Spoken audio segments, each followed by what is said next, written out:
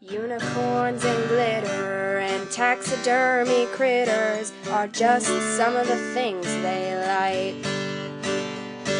They also enjoy 80s hair bands, Grizzly Adams and John Goodman, so if you think that's weird then you can take a hike.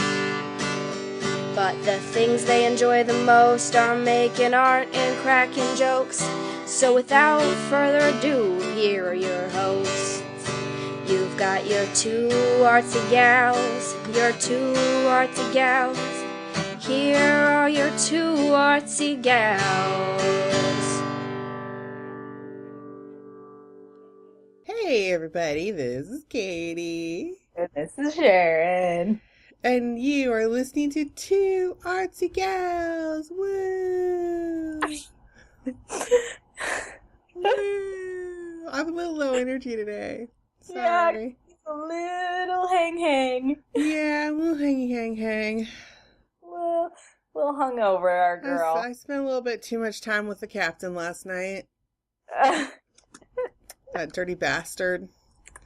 He gets you every time. He does. He dirties you up, then leaves you just in a drooling, disgusting mess. Although, I was trying to do podcast research last night when I got home. Actually, I might still be a little bit drunk, too. I'm not going to lie. Oh, my God.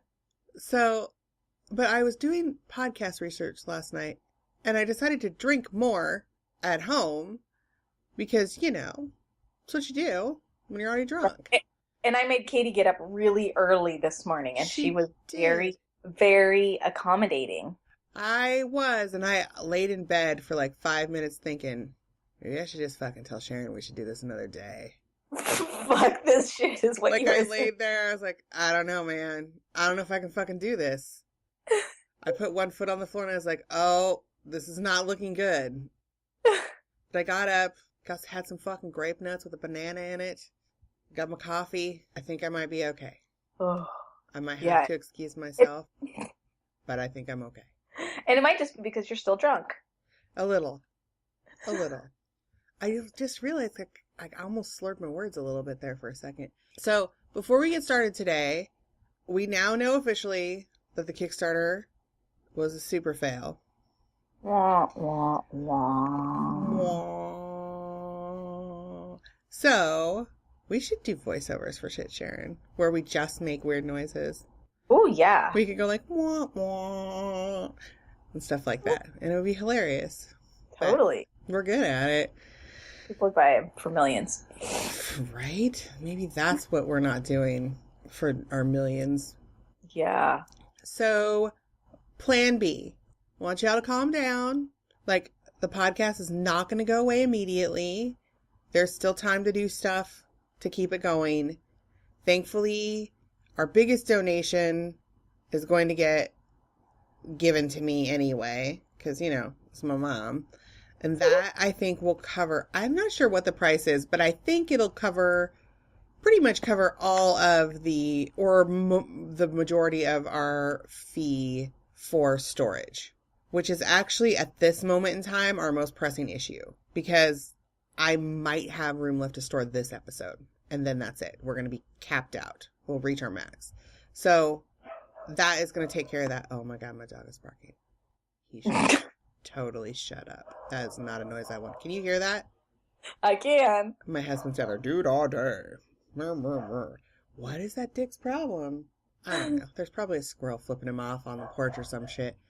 We're just going to pretend like we can't hear that. Okay. So, where was I? Oh, plan B. Yes. We're getting the storage taken care of. That's cool. That's going to be that'll be okay. Like I said, that's our most pressing issue. So, there is a way for anyone who donated that still would like their money to be donated to donate to the podcast. Because on our Facebook, on our blog. My brain hurts so bad right now. On our blog, there is a PayPal donate button in the upper left-hand corner. I think it's one of the first things you'll see at the top of that little sidebar area. In that sidebar, you can click donate. And I don't think you have to have a PayPal account to do it. I think it just allows you to, if you click donate, you put in your card information, blah, blah, blah, it will donate to us. So if you would like, because now your money's back in your checking account. Kickstarter said, oh, they didn't do it. Here, have your money back. So if you would like for that to go towards the things that we immediately need to keep the podcast going, you can just put that in through there. Go ahead and donate there. It will still work with a prepaid credit card if you're concerned about using your regular credit card online. That would be awesome if you guys could do that, and then we could kind of break down things by level of importance.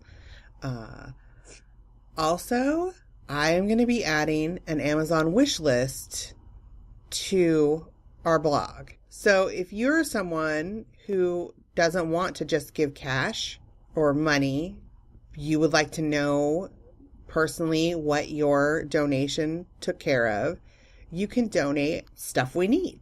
I have Awesome. like Love some, that. the equipment that we are really pretty desperately needing to replace on a specific wish list. And if I ever fucking figure out how to get a specific wish list up there, that should be up there by the time this episode airs. So if you would rather donate, you could donate stuff instead of money. You could totally do that. And as far as the big expense, our computer, the donations that come in through our WordPress, I will be putting towards that. But I'm also working on a sponsorship deal in trade for free or advertising in trade for labor for the computer. So we're going to just keep our fingers crossed about that. This is going to take a little bit of time to get that taken care of. One thing you should know, if you make the donation through PayPal, because we didn't get the big donation, the large amount of money from our Kickstarter campaign, we're not going to have the money to do the big fancy gifts. However, you will still get a postcard. Anyone who donates will get a thank you postcard. So, nice. But we're not going to be able to do, because we had all the expenses for the other bigger gifts kind of budgeted into the amount that we were trying to raise. Right. So that's just not going to be able to happen anymore.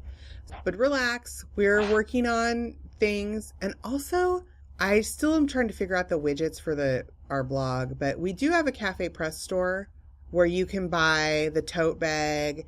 I think we have some coffee mugs and some water bottles up there. I didn't do t-shirts only because I thought I don't know. It's kind of a lot of different sizes to try to figure out. Yeah, well, and that would be I wouldn't wear a t-shirt with our logo on it. Only because that's some big fucking faces on your boobs. Really? I don't know. You guys let me know. If you want t-shirts, I'll put t-shirts up there. But I didn't think that anybody would want a t-shirt. But I also have huge boobs that stretch out faces on t-shirts. So I think of that in a different way than most people do. Right. I totally think about this shirt that my brother used to have. It was a picture of my parents in Hawaii, and it was on his shirt. Why did your brother have a shirt with your parents' picture on it like that? My parents made it for him because it was when he was a kid. That's kind of hilarious. If you get lost, look for these people. I don't know. Yo, these are my folks. That kind of explains a lot about Dean. That's kind of hilarious. On him. He didn't choose to have that shirt. That's pretty fucking hilarious. Oh my god, I feel like such shit. Blech. I'm just gonna crawl under my desk right now. So we're gonna be talking today about Tole painting. Tole painting. You got though. Okay, well, why don't you just start? What? No, what? What were you gonna say? I used to just think of Tole painting as just grandma, old lady, painting these different shapes and Holly Hobby and stuff. But then when you explained it to me the other day that the wards, the Pennsylvania Dutch wards, are Tole painting, I was like, oh, I had a whole new. Yeah. See, I think a lot of people are thinking what the fuck is Tole painting? Because that's my impression was just the cheesy stuff that you get for Christmas and Halloween and stuff that you hang on your doors and all that kind of home decor stuff. You know what I mean? And that is because Tole painting in current times has really kind of been glommed in with just what's called decorative painting.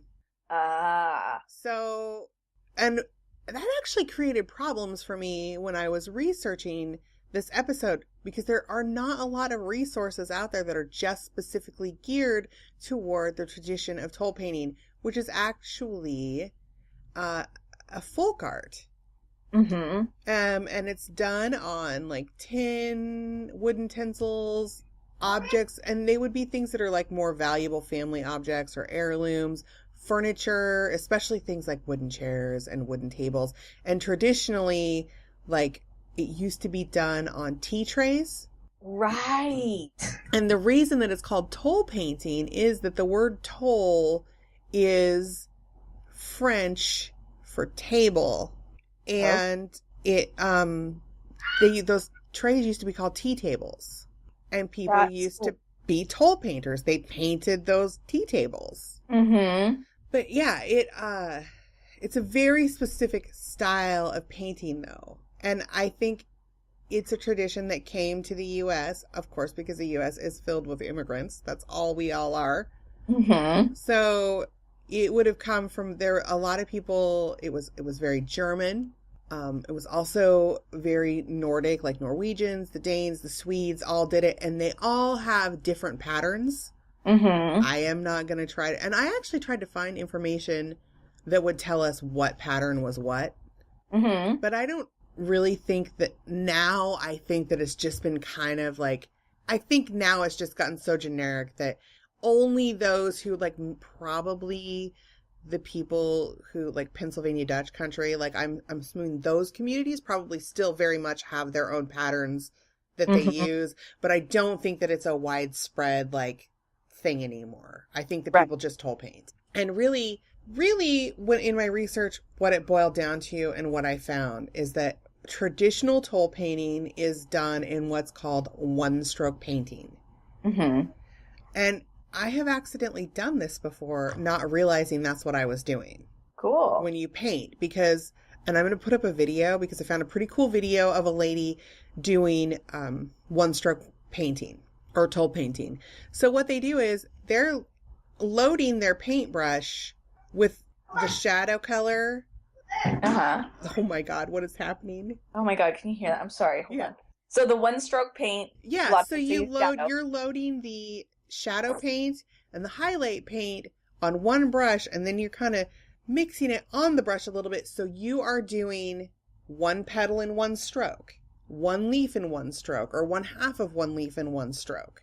And it was originally done for speed because people were painting these like tea tray tables for commercial use. And the method was honed so that they could make more of them so they could sell more of them. But it's kind of cool. And it really, I don't know. I feel like it makes this a really kind of neat, over stylized paintings in a way. And they're pretty cool. Like I have a bunch of examples up on our Pinterest. I made a board for the show. Do you think I should be linking the boards in our blog when I talk about these? Maybe I should be. I'll do that. But you can follow us on Pinterest and you'll find all of that there. So I think it alerts you when people put new stuff on there that you follow. Maybe not. Anyway, I'm going to put a video up on the blog though, so you can see how freaking cool that shit turns out. I want to play around with it a little bit more because I think there are some mixed media applications for sure. Yeah, I'm just looking at like some flowers right now and how like what you're talking about with the shading. It's pretty cool. Yeah, it kind of makes it almost seem a little 3D-ish. Like it gives it some depth. Yeah. And again, it's not like, I mean, it is what it is. It's what it's meant to be. It's not like really realistic shading. No, not at all. But it's almost exaggerated, I think. Yeah. It's really cool though. Now that you know what it looks like, have you seen Tole painting anywhere before that you're thinking back now? Oh yeah, and tons of stuff. Like I just think about like all the stuff my mother-in-law has, or like Robin does have a lot of stuff. Tables or chairs. Yeah, for sure. Well, and I think back now, my which is sweet. I was thinking about her this week because it was May Day.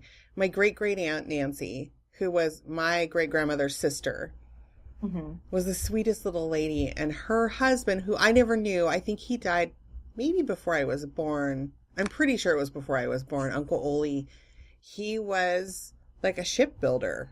And he was an old Scandinavian dude. I don't know if he was Swedish or, I don't know where he was from, because all I remember is hearing stories about him and his fiddle playing. But my great aunt had a lot of that stuff in her house. Oh, cool. And it was stuff that probably they were family heirlooms. I just remember seeing, like, she had a tin or metal tray that she would carry kindling in. It was like this bent piece of metal with legs, and then it had a handle. It's just for putting firewood and stuff by your fireplace. But she also had like little waste paper baskets that were painted with that stuff. And she did have tea trays that were painted with that stuff because she was a Victorian lady. All Victorian ladies had tea trays. Yeah. Like, just, I remember thinking back, and now I kind of wish that I still, like, that stuff's probably so long gone. Because the thing is, people use that stuff. They didn't just put it on a shelf and say, there you go, we're going to look at this forever. It was all stuff that was used. They were household items that you just made pretty. Exactly. Also, the old lady, Marion Watt, that used to teach my 4-H cooking when I was a very little girl, German lady. I mean, I think her parents came from Germany, but she had that kind of shit all over their house. Oh, wow. Their big ass stinky sauerkraut crock in the kitchen was painted like that. Oh my God, it was awful.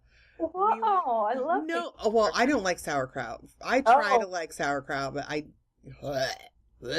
not a fan? No, I try to be, but I just don't like it. And I think maybe part of the reason is because of this.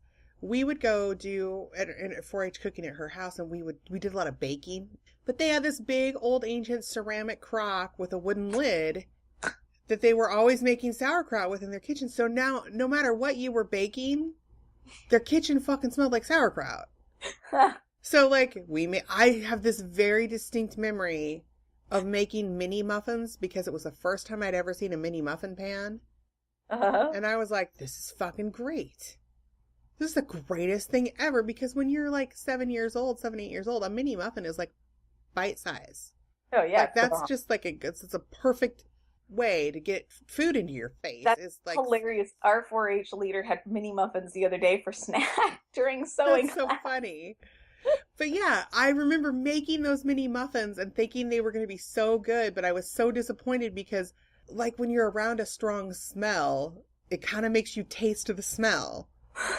So my mini muffins were all fucked up by the sauerkraut business. That's hilarious. But I very distinctly remember the big crock in the corner of their kitchen with the Tole painting on it. I'm going to have to look for one of those now. Because I make my sauerkraut just in a big jar. My brother does in like, you know, like the pickle buckets that you get from the restaurant supply places? He makes it in a big bucket. Oh. Dude, one time, it was so hilarious.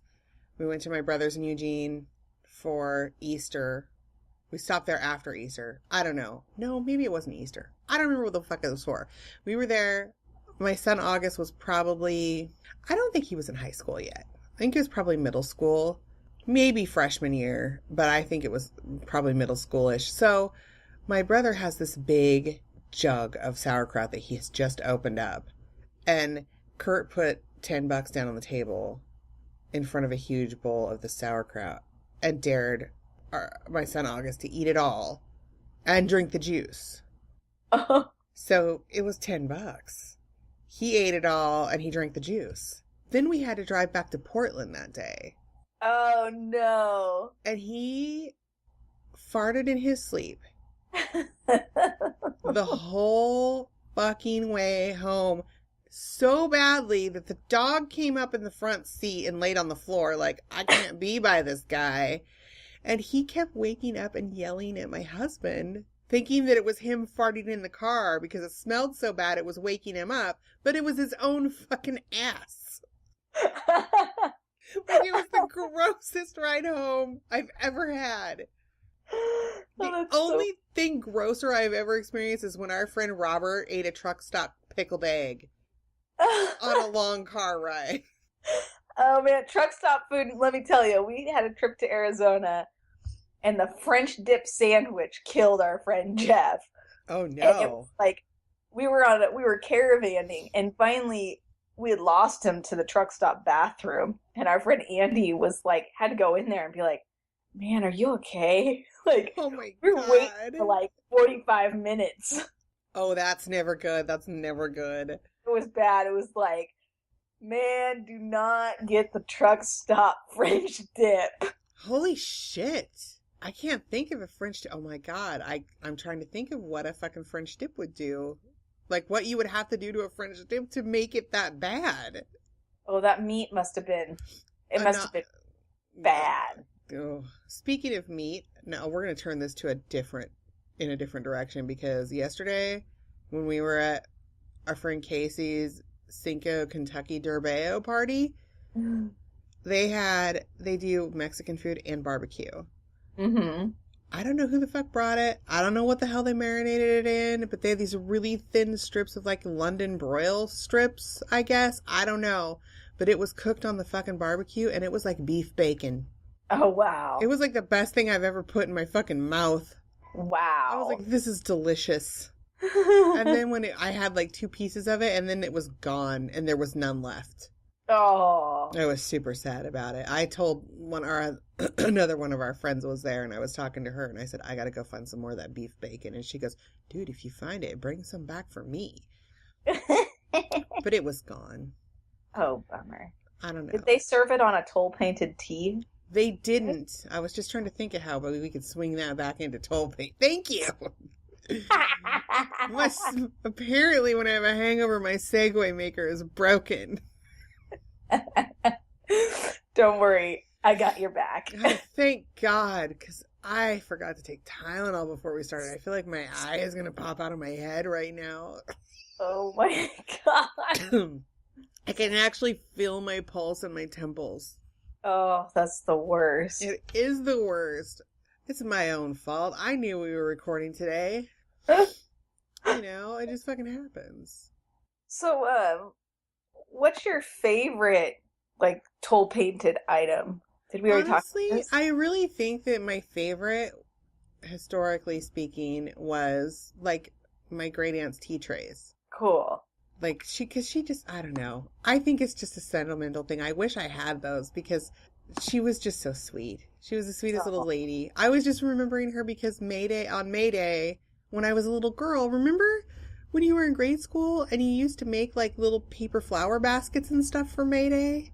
Did you do that? Yeah, I don't feel like kids do that anymore, but we made these we would always make these cute little posy baskets, and then we would pick flowers, and our front bank of our house used to have forget-me-nots everywhere, which are one of my favorite little flowers.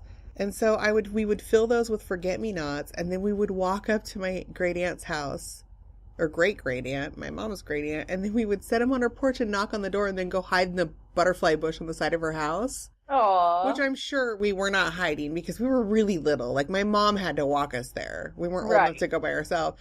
And just the look on her face, like she was just light up. She loved that. And then she would say, oh, I sure wish there were some kids around so they could come in and help me eat cookies. And we would be like, we're here. Don't eat cookies without us. And run in. And it was just so sweet because she was just the sweetest little old lady. That's so sweet. And she would serve cookies on her fucking Tole painted trays. Oh, We'd have cookies and tea and shit, and it was awesome. That's awesome. And then she would let us use her, like, I totally brain farting the name of it right now, but I know what it is because I've made them before. Stereoscope. She had an old stereoscope, like a Victorian era. What are those things you put up to your face and you click them? I am so dumb right now. I don't even know what you're talking about. You put the little round discs with the pictures in them. Oh, oh my God. Son of a bitch. People are yelling at us right now. They are totally a Viewmaster. Yes. It's like a Victorian era Viewmaster. Like, she used to let us, we could sit on the floor in front of her, like, little library table and look at that stuff. Play with her stereoscope. I had one of those. I loved it. We had to be careful with it, but I know how to make those. Are you serious? Yeah.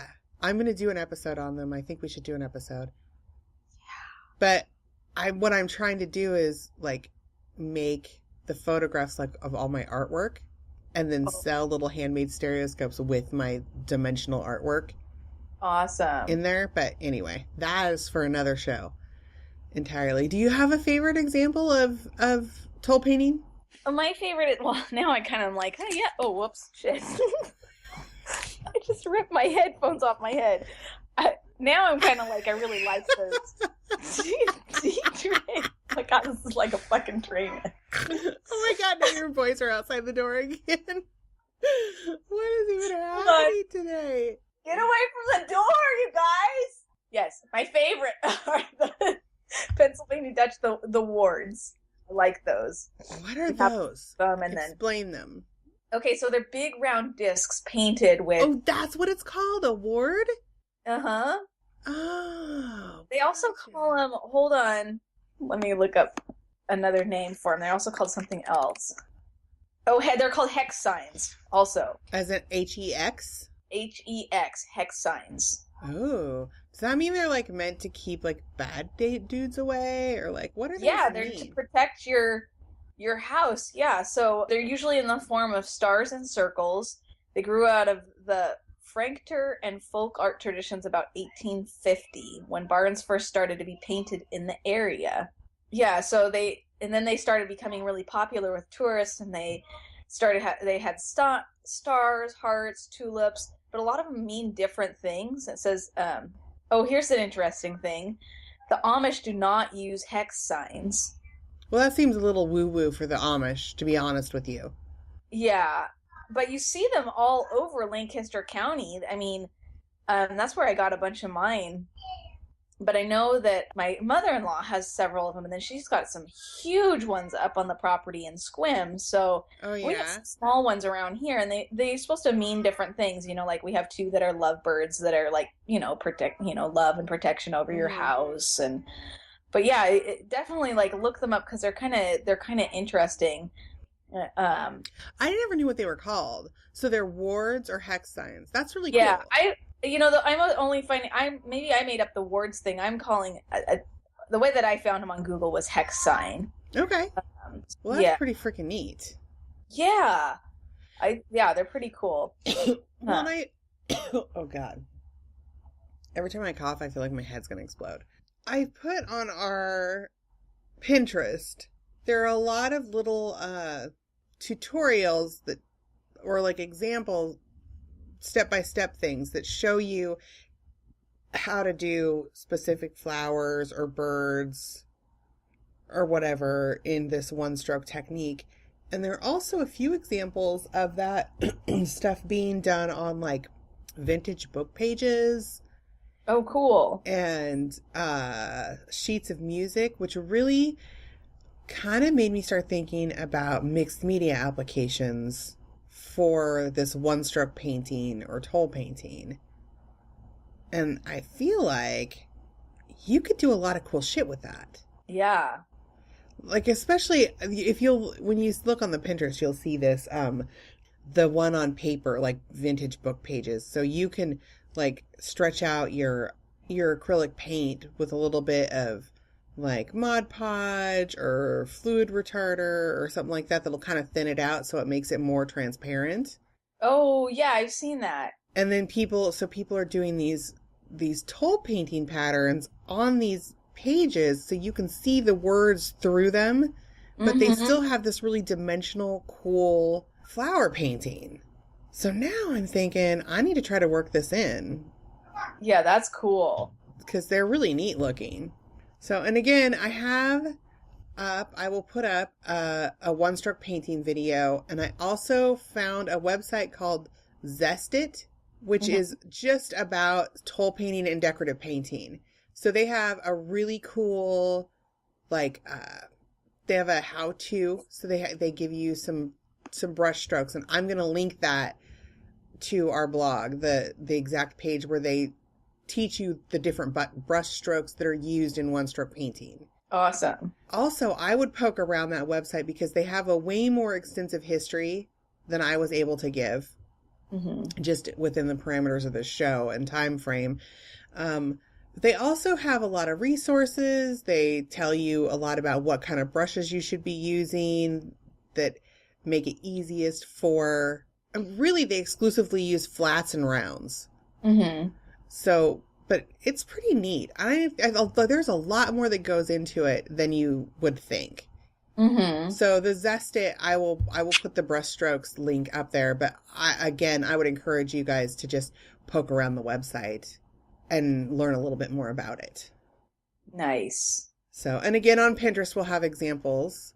But yeah, I feel like because I've never done it before, I'm only just really learning about it and what it's called. I think that I don't really have much else to say about Tole painting. Do you have anything else to say about Tole painting? No, but just explore it. It's really cool. It has a really cool history.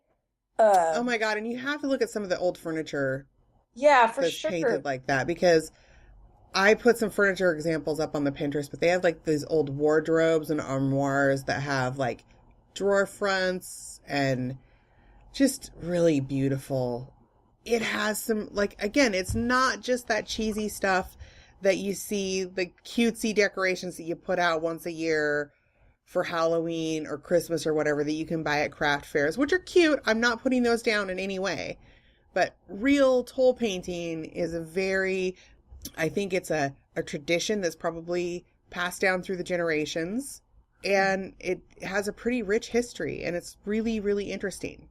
Yeah, for sure. So do it. Check it out, man. So to wrap things up today, we have a little announcement for y'all.